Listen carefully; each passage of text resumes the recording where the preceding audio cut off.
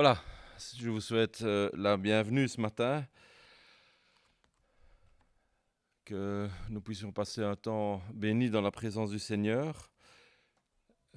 Si vous êtes là pour la première fois, soyez les bienvenus et que Dieu puisse vraiment nous permettre de passer un temps agréable dans sa présence. On est bien rentré de vacances, on est rentré vendredi, les occupations ont déjà repris. Et ça fait du bien d'être revenu. Merci en tout cas pour vos prières et merci au Seigneur pour le repos qu'il nous a accordé durant ces 2 semaines. Je vous invite à la prière. Père éternel, nous voulons te remercier ce matin, te remercier de nous assembler, de nous permettre d'être là les uns avec les autres, mais d'être surtout dans ta présence, toi qui nous as devancés en ces lieux. Nous voulons te remercier pour ta grâce qui repose sur nos vies. Nous voulons te remercier, Seigneur, ce matin pour ton amour qui remplit nos cœurs.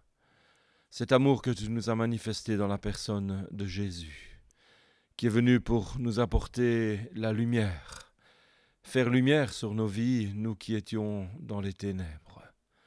Te remercier, Seigneur, pour le salut que tu nous accordes en lui. Nous voulons penser ce matin à ceux et celles qui n'ont pu nous rejoindre. Te prions de les garder, peut-être sur le chemin, peut-être chez eux, peut-être au travail, peut-être en vacances. Tu les connais, Seigneur, parce qu'ils sont tiens. Et nous voulons te demander que ton esprit les guide, que ton esprit les garde, que ton esprit les fortifie s'ils en ont besoin, comme tu veux faire pour chacun d'entre nous ici présents aujourd'hui. Que ton nom soit loué, que ton nom soit élevé dans ton assemblée, Père, et que tes enfants partout dans le monde puissent être unis par l'Esprit pour te louer, pour t'adorer, toi l'unique, le véritable. Sois loué, Seigneur, dans le bon nom de Jésus-Christ, et permets que ces moments dans la louange et dans l'écoute de ta parole soient des moments profitables pour chacun d'entre nous, et que ton nom soit élevé tout simplement. Amen.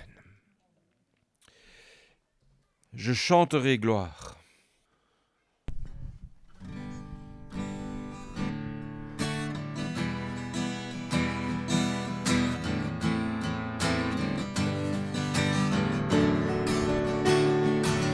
Je viens t'offrir, Seigneur, ce que j'ai de meilleur. Je viens t'offrir ma vie. Oui, à toi, Jésus-Christ. Et même si je suis fragile, et même si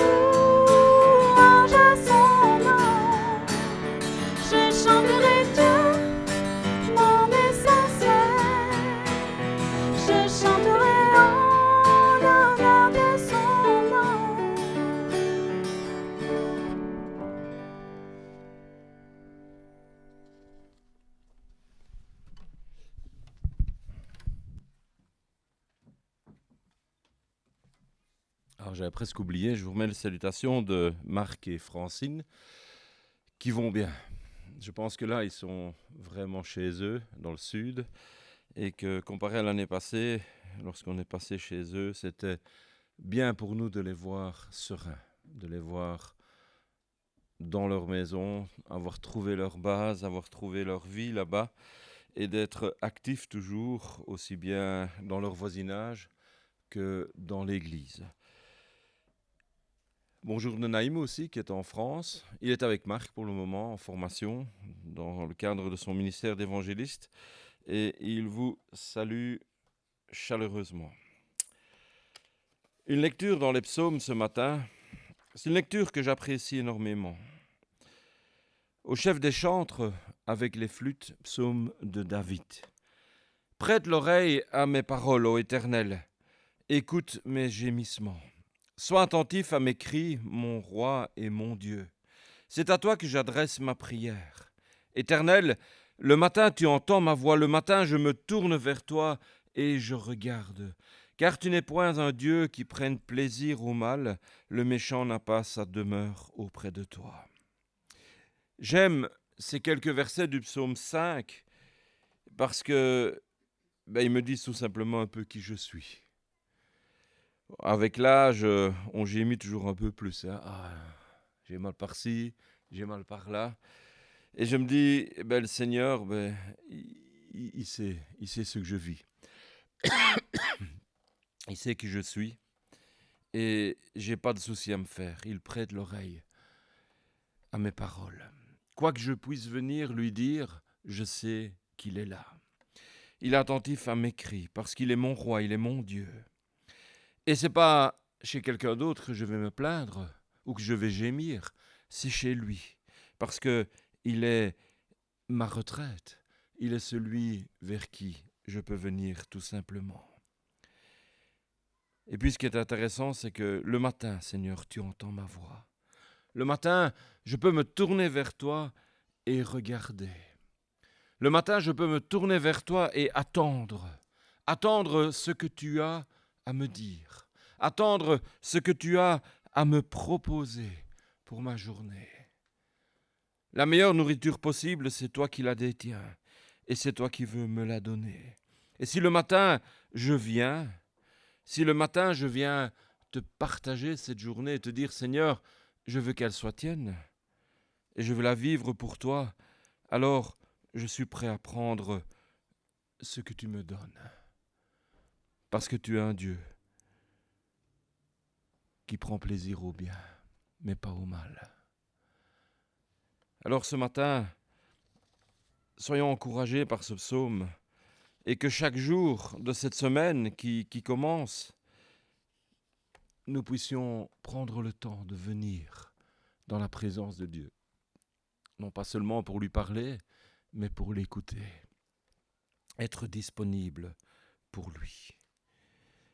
Et ce Dieu merveilleux, on veut simplement le louer ce matin.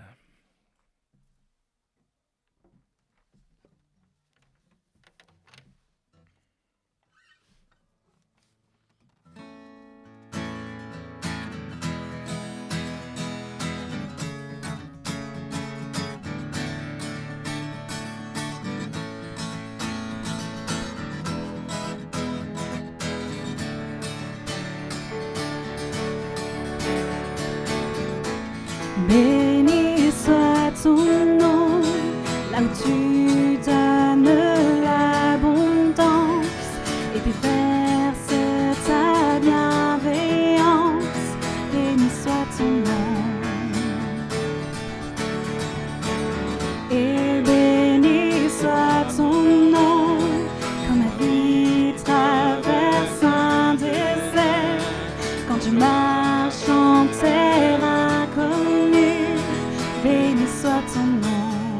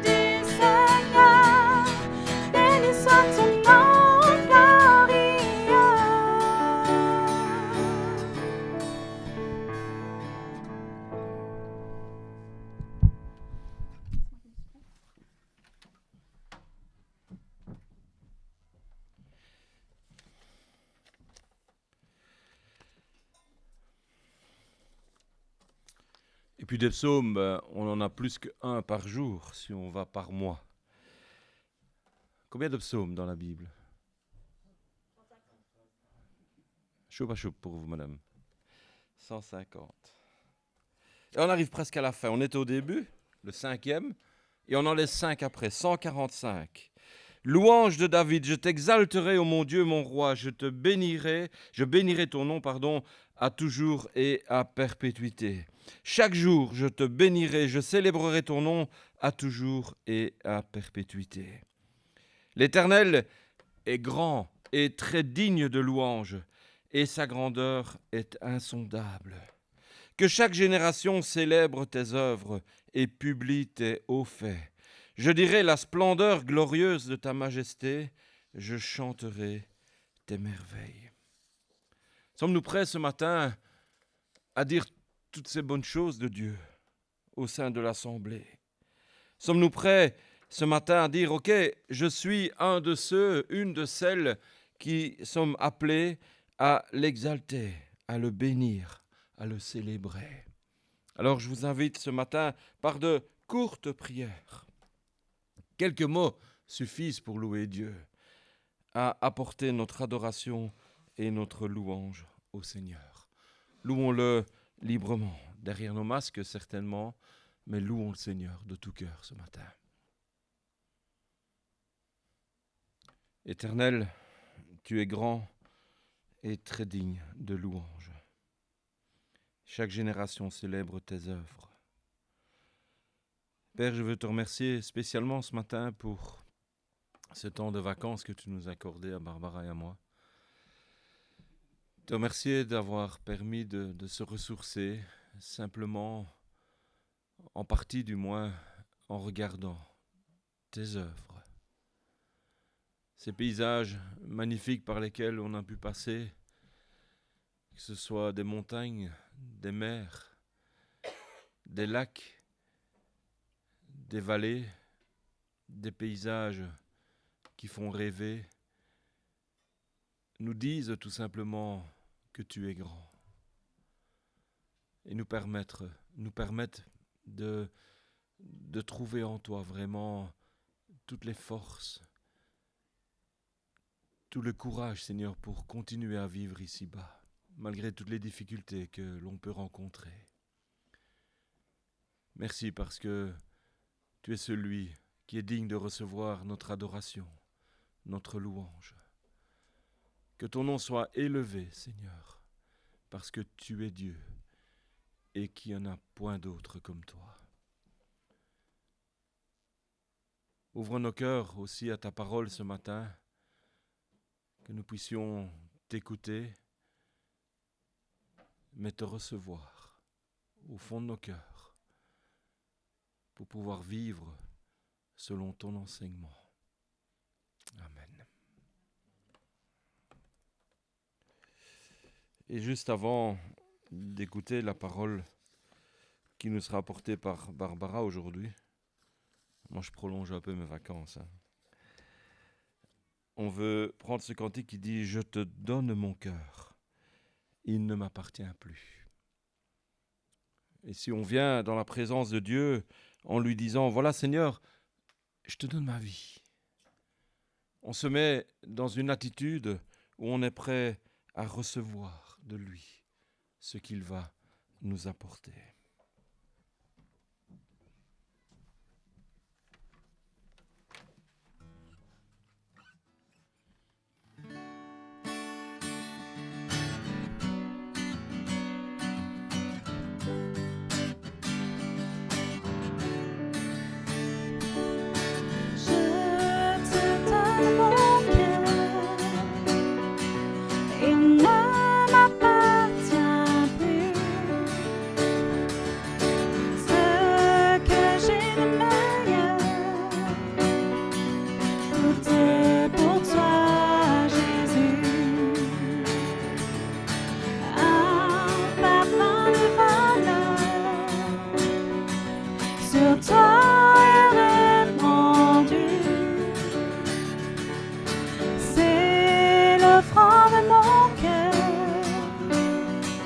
Je suis à toi, Jésus.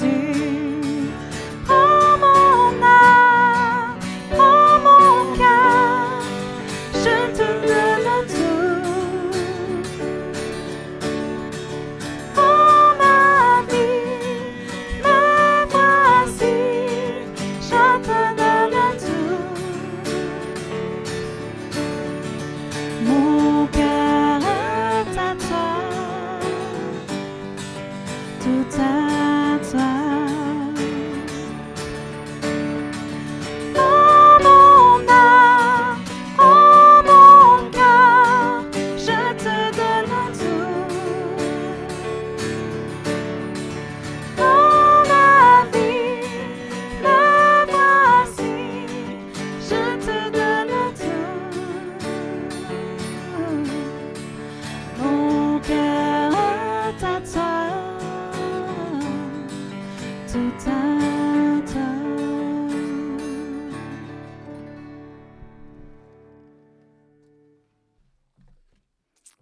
Voilà. Bonjour tout le monde.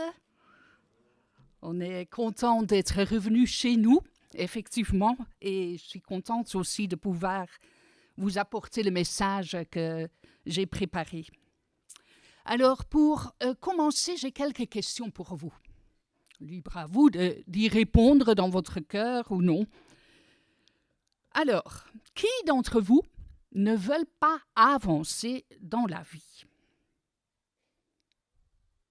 Qui d'entre vous ne veulent pas grandir, se développer, acquérir plus de connaissances ou plus d'aisance matérielle? Ou bien, ceci, qui d'entre vous a envie que ses enfants deviennent des chômeurs? Qui espère perdre la maison où il habite maintenant et l'échanger contre la maison ou l'habitation qu'il avait tout au début de sa vie d'adulte? Personne, je pense. Très peu, en tout cas. La plupart d'entre nous espèrent et aspirent à se développer, à progresser dans la vie. Et alors là, il peut s'agir de différents aspects. Par exemple, l'aspect physique. On a tous envie d'être encore en meilleure santé, de devenir encore plus fort. Sur le point de vue social aussi, on a envie de se faire une place dans la société. Notre famille, on a envie que nos enfants puissent grandir, être heureux plus tard. Au travail, n'est-ce pas? Beaucoup d'entre nous sont prêts à faire des sacrifices même pour arriver encore plus près du but recherché.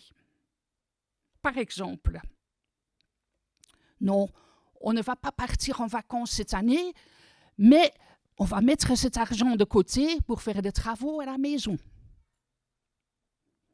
Ou bien, j'aime bien manger, mais je vais m'abstenir de prendre des apéros, comme ça je vais maigrir un peu. C'est un sacrifice. Mon fils suit des cours d'anglais. C'est cher, c'est en privé, mais cela l'aidera sûrement pour la suite. Finance. J'accepte les heures sup au travail, même si c'est dur, car cela peut me valoir une chance de monter plus tard dans l'entreprise. On est prêt à beaucoup de choses. Avec mon mari, vous venez d'entendre, on vient de rentrer de vacances. Et plusieurs fois, nous nous sommes dit, mais qu'est-ce qu'on a de la chance de pouvoir faire ça? Quand on regarde en arrière, tous deux, on vient de milieux modestes. On n'avait pas spécialement l'habitude de pouvoir partir librement, de pouvoir aller au resto, pour pouvoir comme ça découvrir de nouveaux pays. Et on se dit, quel chemin on a déjà parcouru. Combien Dieu est bon envers nous de nous donner cette possibilité. Et certes, on a aussi évolué, on a avancé dans notre vie. Maintenant, qu'en est-il de notre vie chrétienne? Est-ce que nous avons là le même empressement, la même envie d'avancer, d'évoluer que dans les autres aspects de notre vie? J'avais lu, en préparant le message, j'avais lu un commentaire qui parlait de faire carrière. Faire carrière non pas au travail, mais faire carrière dans sa vie chrétienne. Et je me suis dit, mais sommes-nous aussi prêts à faire des sacrifices, à accepter des difficultés sur notre route, quand il s'agit de notre vie chrétienne? Est-ce que nous avons seulement envie d'avancer, de progresser? Ce sont des questions sur lesquelles nous allons nous pencher aujourd'hui. Alors, je vais vous lire le texte qui sera affiché aussi en Philippiens 2, de versets 12 à 18.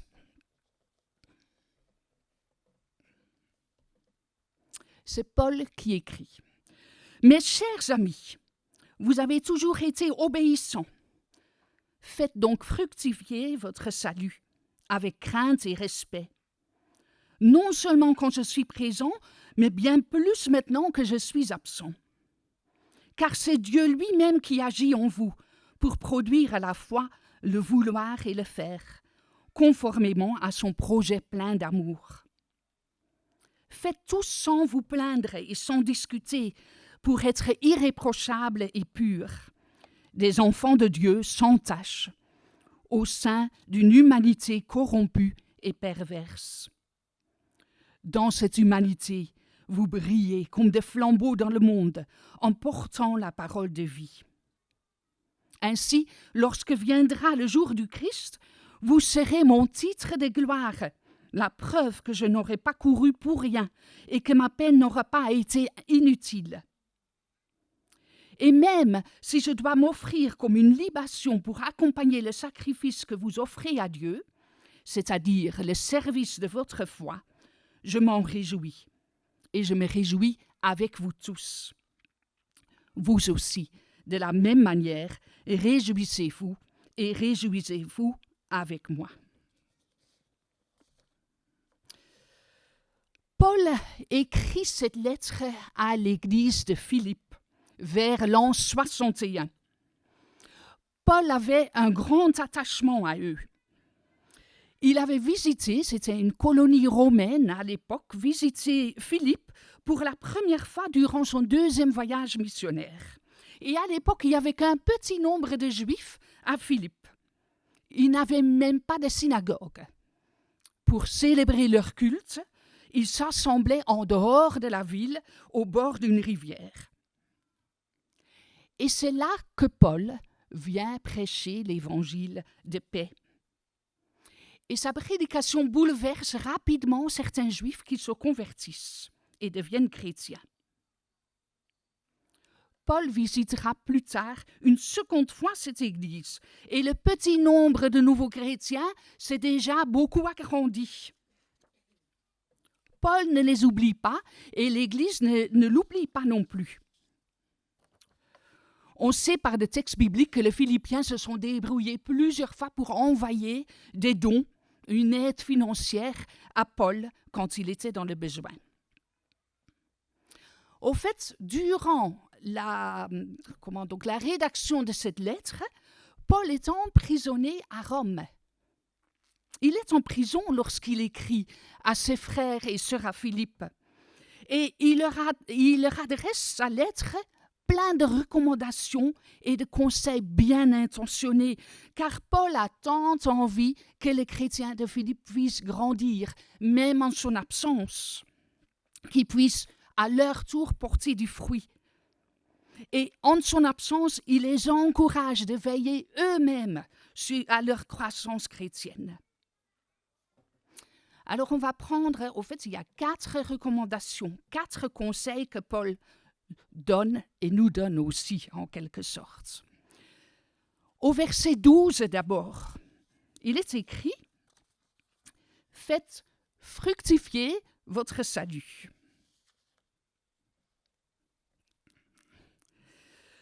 Paul leur demande de ne pas être seulement chrétien quand il est là, avec eux, mais encore plus maintenant qu'il n'est pas là. Et d'autres traductions, moi j'aime bien toujours prendre d'autres traductions de la Bible pour rechercher le sens des mots. D'autres traductions disent la même chose, mais utilisent d'autres paroles. Il est écrit « Continuez à vous efforcer. Mettez en œuvre votre salut. » Et Paul met donc l'emphase sur le fait de mettre en action, de se mettre en action. la mise en pratique de l'état d'être sauvé. Simplement dire aussi, bien que ce soit, j'ai le salut, j'ai demandé pardon pour mes fautes, j'ai accepté Jésus dans ma vie. Et ensuite, vivre la vie au quotidien comme on l'entend, ça n'a pas beaucoup de sens. C'est en tout cas pas dans le plan de Dieu. C'est sûr, ce serait facile, d'une part, de pouvoir dire « Oui, je suis sauvé, je suis chrétien, j'ai le salut ». Et de l'autre côté, vivre exactement comme avant. En parole de vie, le verset 12, donc le verset de « faire fructifier votre salut », est écrit par « travailler pour être sauvé ». Alors cela peut un petit peu induire à l'erreur. Ça ne veut pas dire qu'il faut travailler pour obtenir le salut, notre place auprès de Dieu. En Éphésiens 2, j'insiste là-dessus parce que c'est important. En Éphésiens 2, 8 et 9, il est écrit « Car c'est par la grâce que vous êtes sauvés, par le moyen de la foi. Cela ne vient pas de vous, c'est le don de Dieu. Ce n'est point par les œuvres, afin que personne ne se glorifie. » Néanmoins, le salut nous est donné pour être amené à bonne fin en travaillant.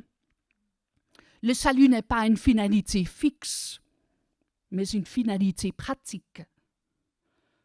Nous ne sommes pas sauvés par les œuvres, mais pour les œuvres. Et Paul encourage les Philippiens et les chrétiens que nous sommes en disant « C'est Dieu lui-même qui agit en vous ». Alors on peut se poser la question, avons-nous ce désir de vivre notre foi à fond, jour après jour, heure après heure, vraiment la mettre en pratique à chaque instant? Une prochaine recommandation se trouve alors dans le verset 15. Brillez comme des flambeaux. D'autres traductions disent « brillez comme les astres dans le ciel » ou « brillez comme des lumières ». Alors, il est évident qu'au temps de la Bible, l'éclairage électrique n'existait pas. Donc, le jour, les gens étaient éclairés par le soleil. La nuit, il y avait la lune, les étoiles. Et alors, il y avait aussi les lampes à l'huile et les flambeaux fabriqués et allumés par les gens. Et le verset dit bien que les chrétiens devraient briller au milieu de leurs contemporains par leur comportement, leur façon d'agir, par leurs paroles. Notre entourage devrait pouvoir percevoir quelque chose de l'amour de Dieu. Jésus l'a dit également lorsqu'il était sur terre.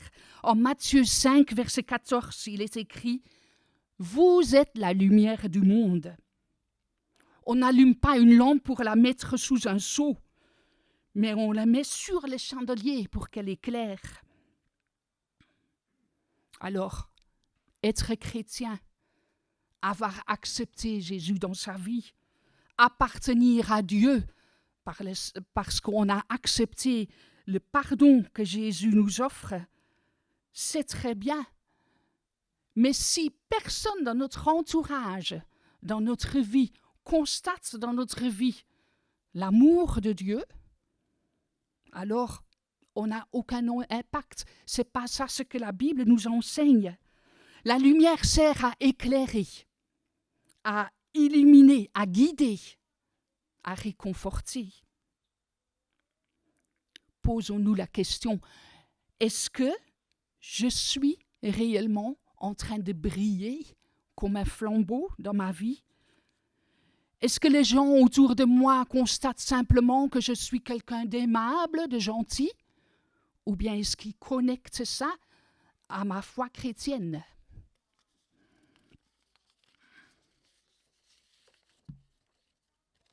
Un troisième conseil que Paul donne aux Philippiens. Il parle au verset 16 de porter la parole. Vous brillez comme des flambeaux dans le monde en portant la parole de vie. Alors, sans doute que la plupart d'entre vous a déjà regardé des athlètes olympiques à la télévision. Et lorsqu'ils entrent en vue devant tout le monde, ils portent leur drapeau national. Ou bien les athlètes qui ont gagné, qui ont mérité la victoire, ils portent leur médaille. Alors je vous demande, est-ce qu'ils tiennent timidement leur petit drapeau en le cachant presque? Ou la médaille, est-ce qu'ils vont la mettre en dessous de leur blouse? Non, bien sûr que non. C'est une fierté, c'est quelque chose de méritant. Je suis toujours assez intriguée quand on va dans des cabinets de médecins ou même à la boulangerie où on se rend souvent. Il y a des tas de diplômes. On a mérité le titre de pâtissier, machin, ou bien on a fait des études comme ça et réussi. Généralement, les gens qui se sont donné de la peine et qui ont mérité quelque chose, ils aiment bien pouvoir exhiber, pouvoir montrer leur diplôme et la preuve du travail accompli. Portez la parole de vie, dit Paul. Qu'est-ce qu'on fait de la parole de vie, nous? Certains ont honte de montrer qu'ils lisent la parole de Dieu, alors on cache, on ne montre pas de trop.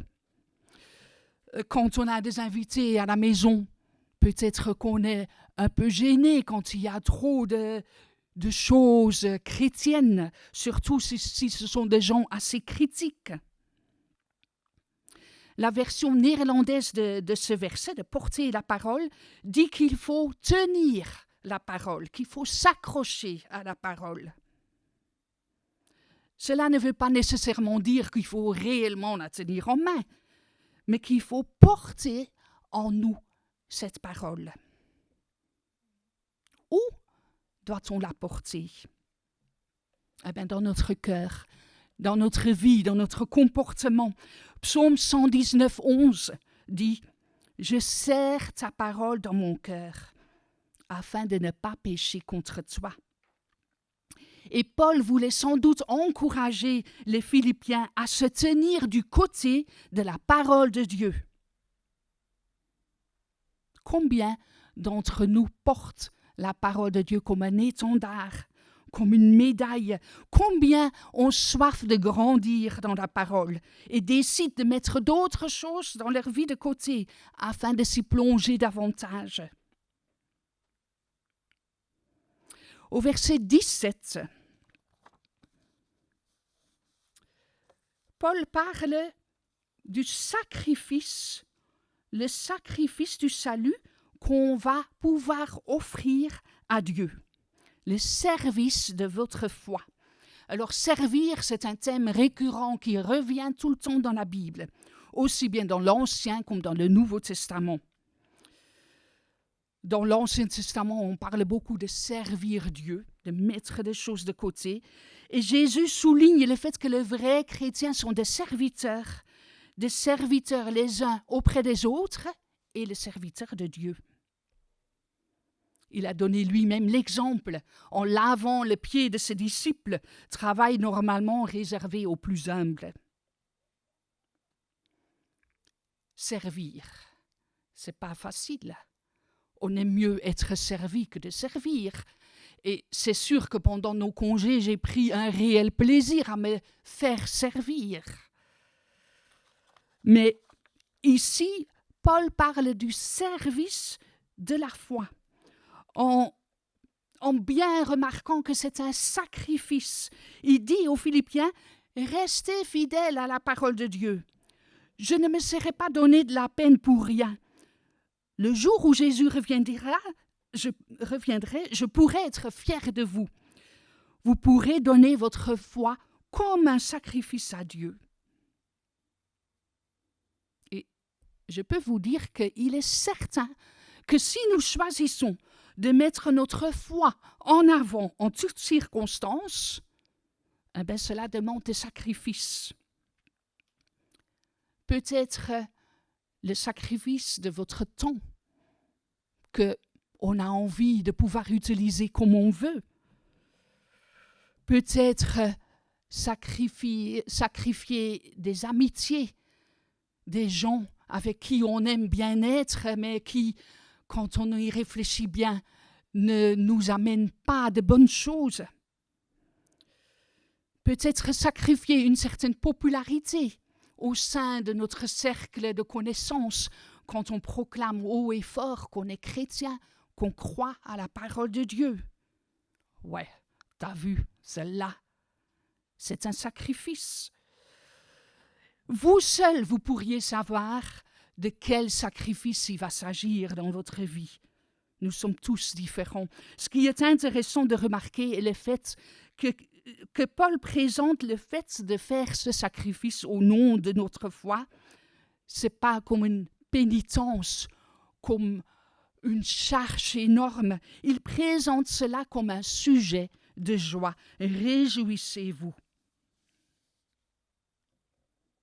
Chers amis, voulons-nous faire carrière dans notre vie chrétienne? Sommes-nous prêts à y consacrer du temps, de l'énergie, à faire des sacrifices? Je voudrais conclure avec cette petite histoire. Marie, Théo et Jean reçoivent tous les trois une belle boîte avec des crayons de couleurs magnifiques. Il y en a tout plein. Les couleurs sont splendides. Marie reçoit sa boîte de couleurs. Elle en est tout fière. Ah, qu'est-ce qu'elle est contente. Elle monte dans sa chambre et la met dans un tiroir dans son armoire. Ah, elle est bien contente d'avoir une boîte de crayons tellement belle. Elle raconte même à ses amis à l'école. Et parfois, il lui arrive de prendre sa boîte et de la caresser. Ah, quelle belle boîte que j'ai. Mais Marie n'a jamais pris le crayon dans ses mains. Jamais elle ne s'en est réellement servie. Tout ce qui compte pour elle est de savoir qu'elle a dans sa possession cette belle boîte. Théo a reçu la même boîte. Ah, il en est tout heureux. Il aime ses crayons.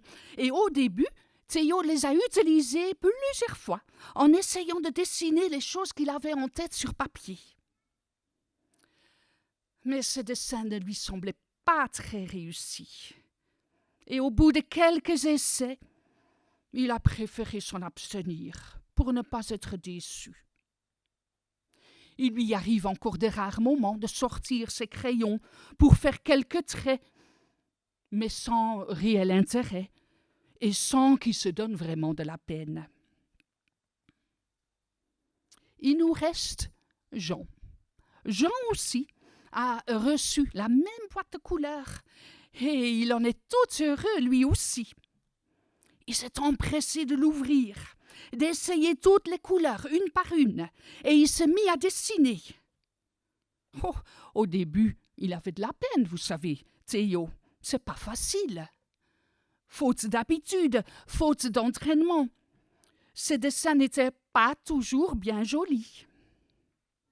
Mais, avec le temps, et en essayant encore et encore, en demandant conseil aux dessinateurs plus expérimentés, Jean s'est amélioré. Et franchement, il arrive que ses dessins soient vraiment réussis. Pas tous les jours, mais parfois, et même de plus en plus souvent. Jean devient un vrai artiste. Imaginons-nous que nous recevons tous de Dieu une belle boîte avec des crayons de couleur, une boîte des crayons est une chose utile quand on les utilise, mais ne sert pas à grand chose quand on la laisse au fond de l'armoire. Eh bien, cette boîte est le salut en Jésus-Christ. Alors, réfléchissons. Allons-nous, comme Marie, garder ce salut personnel pour nous, sans le mettre en pratique, sans le faire fructifier? Ou allons-nous, comme Théo, nous mettre en œuvre pour Dieu pour un petit moment, mais dès qu'il y a un contretemps ou d'autres choses qui arrivent dans la vie, eh ben, on le laisse de côté, on se décourage? Ou allons-nous, comme Jean, utiliser, mettre notre foi en marche pour que Dieu, à travers nos efforts, puisse accomplir des grandes choses? C'est sûr, nous ne serons pas tous des Picasso de la foi. On ne sera sans doute pas tous de grands conférenciers ou des écrivains ou qu'est-ce que j'en sais, des prédicateurs, des enseignants. Chacun vivra sa vie chrétienne de façon différente. Mais il est important, je pense, de réaliser que nous-mêmes, on a une grande part à jouer dans la façon dont notre salut soit vécu. Que Dieu puisse trouver en nous de cœurs bien disposés pour le service de la foi. Amen.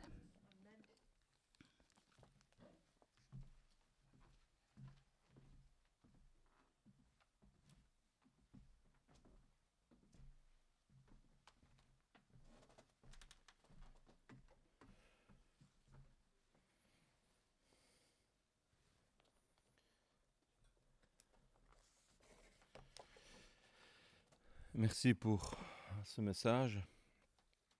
Puissions-nous remercier Dieu pour ce message qu'il a inspiré.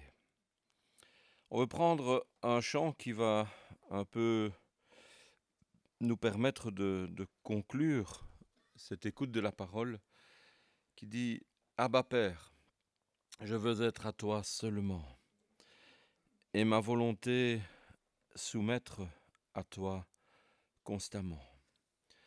Que mon cœur reste enflammé, près de toi je veux rester. Abba Père, je veux être à toi seulement. »